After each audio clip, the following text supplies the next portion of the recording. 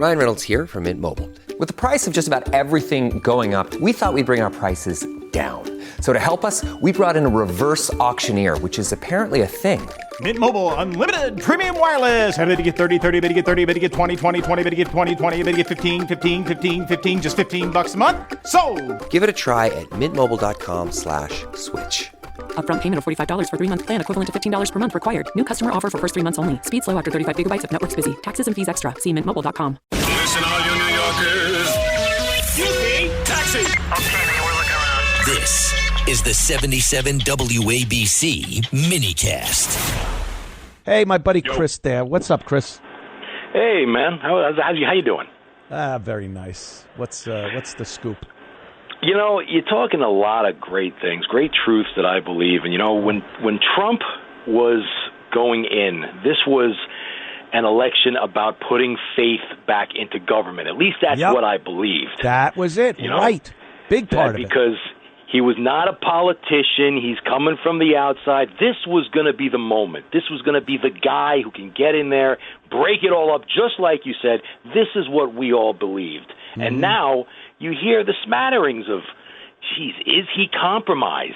Yeah. Did the swamp kind of swallow him up, and now he's kind of pulling back on all the things that he had said? Right. You know, he's still done a lot more than any other president ever. I don't want to act like the guy has not done a thing. I've been trying to put that across, Chris. Like, yeah, I'm not saying like many people, you know, many people that can make a lot of noise. I don't think it's the actual majority of Trump supporters, but people that are like, screw that, screw him. I'm sorry I ever voted for him. I would never say that, especially based on the choice we had and what we're seeing happen now. I like what I'm seeing as far as the economy goes and energy independence again, perhaps. 100%. I love it, but you know, I won't just be quiet if I do see things that are a little distressing.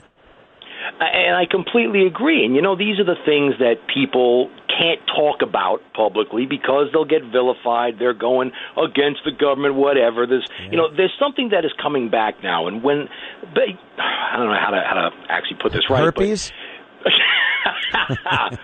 I believe it's coming up to the 25th anniversary of the TWA Flight 800 disaster off the coast of Long Island. Yep. And that was the point, at least in my life, when I said, okay, the government is lying to us right to our face. Because we all know what happened with that plane. I won't go into it, but we know the truth. It was right in front of our face. And the government conspiracy and lying to us, you know, they know that we can't do anything about it. So it's almost like they know how stupid we are that we have to believe everything they say. Interesting event you chose for that, because everybody, I think, depending on who you talk to, maybe how old they are or how much they were into current events and the government, what event actually got them to go, all right, I was a total believer in our government. I believed everything they said. And now, because of this, that was what turned me. Is Flight 800 the thing that kind of made you go, uh-oh, I think we're not in a great place here with the U.S. government and their honesty?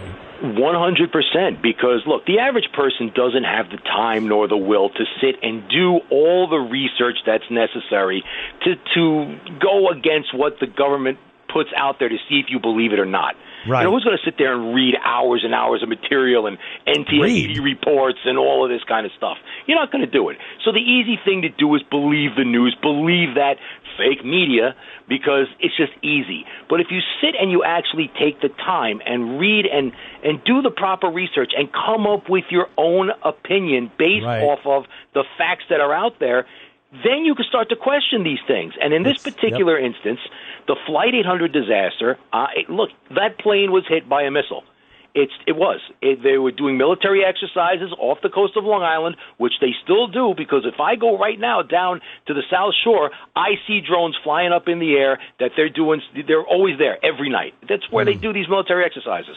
And it's a shame that all these people, 234 plus people, perished and lost their lives, and the government blatantly lied to us. And they'll never come out with the truth. Now, I was hoping that Trump would be the person, and I'm not just talking about this event in itself, but would be the person to break that mold and put our faith back in government to say, you know what, maybe they are working for John Q. Public. Maybe they are telling the truth. But, you know, that ain't going to happen, unfortunately. But I love it. I agree with you on that one, Chris. I mean, you know, the official story, a 747 sitting on a hot tarmac for hours on end, and then a short circuit and a fuel in the center fuel tank, and it's something that had never happened before or since.